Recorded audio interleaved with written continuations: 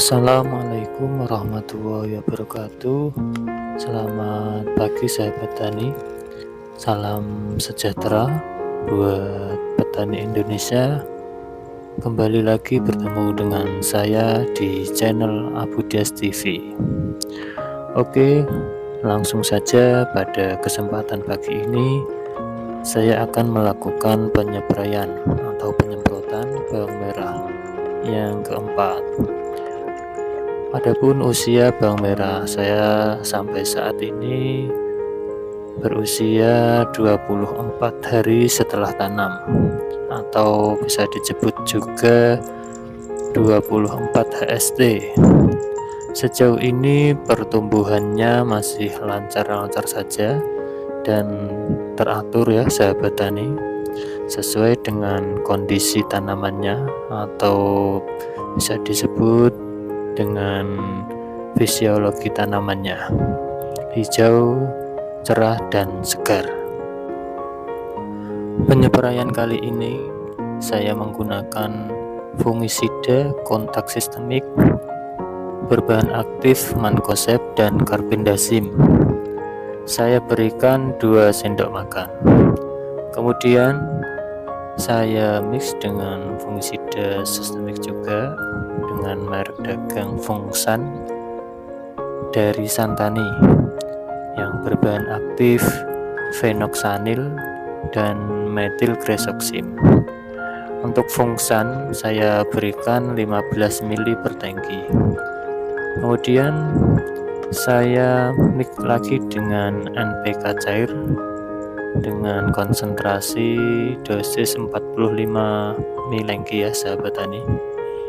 Selanjutnya insektisida akarisida berbahan aktif imidacloprid sebanyak 15 ml. Dan yang terakhir yaitu Santerlek sebagai perekat, penembus, perata, dan sebagai emulgator. Jadi tidak ada larutan EC-nya pun semburan nozzle-nya bisa berkabut ya sahabat tani. Ini juga dari Santani. Sembari menunggu tangkinya penuh, kembali saya tekankan kepada sahabat tani semua bahwa dalam menyampur atau mencampur pestisida, lakukanlah dalam tank mix atau ember terlebih dahulu ya sahabat tani, dan dahulukan pestisida berkode WP atau tepung. Kemudian dilanjut dengan pestisida yang berkode SC dan NPK cair, baru kemudian EC atau yang berupa minyak ya sahabat tani. Kemudian yang terakhir baru perekatnya agar larutannya bisa sempurna, terutama yang berkode WP atau tepung tidak menggumpal.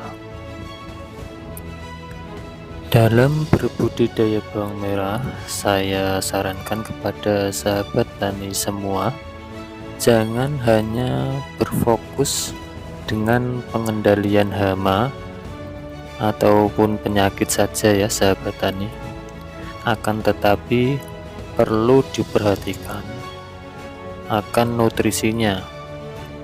Kebanyakan ketika dihadapkan sebuah masalah pengendalian hama ataupun penyakit, tidak sedikit ya sahabat tani lalai dengan tanggung jawabnya sebagai pembudidaya dengan tidak memberikan nutrisi, yaitu tambahan selain pupuk tabur, misalnya nutrisi mikro, nutrisi sekunder atau yang disebut dengan hara makro sekunder, yaitu unsur magnesium, sulfur, kalsium, dan zinc, seperti itu ya sahabat tani. Kemudian suplemen dan vitamin-vitamin. Selanjutnya, jangan mengalihkan atau mengalihfungsikan pestisida sebagai nutrisi maupun zat pengatur tumbuh ya sahabat tani. Tidak sedikit juga petani-petani yang banyak mengalihfungsikan pestisida sebagai nutrisi. Dalam hal ini, penyemprotan budidaya tanaman, misalnya pestisida berbahan aktif chlorbenapir, abamectin, fipronil yang dibarengi zat pengatur tumbuh, lantas penggunaannya jadi berlebih-lebihan ya sahabat tani, agar tanaman yang dibudidayakan tampak lebih hijau seperti itu.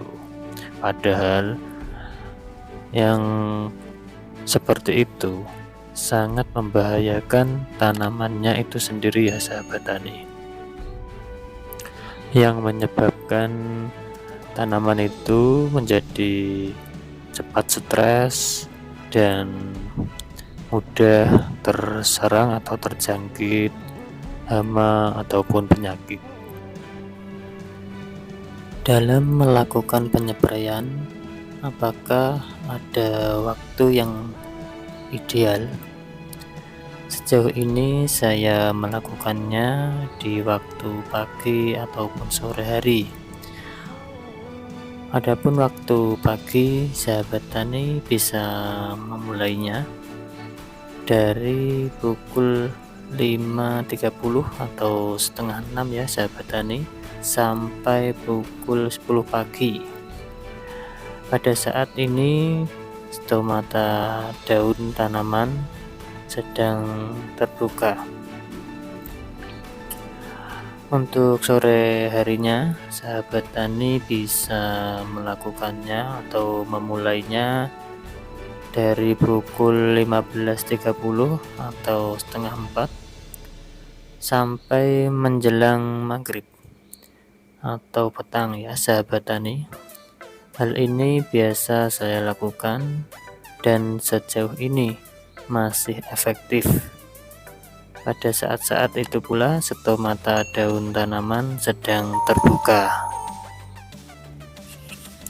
Kepada sahabat tani semua, di sini saya hanya berbagi informasi dan tidak ada maksud menggurui sahabat tani semua. Dalam bertani, ilmu selalu berubah-ubah dan berkembang. Yang penting selalu bijak dalam berbudidaya, terutama dalam menggunakan pestisida maupun pupuk. Jika video ini bermanfaat, mohon dukungannya dengan menekan tombol subscribe, like, komen, dan share. Dan agar tidak ketinggalan dengan video informasi terkait budidaya tanaman, bisa aktifkan tombol lonceng.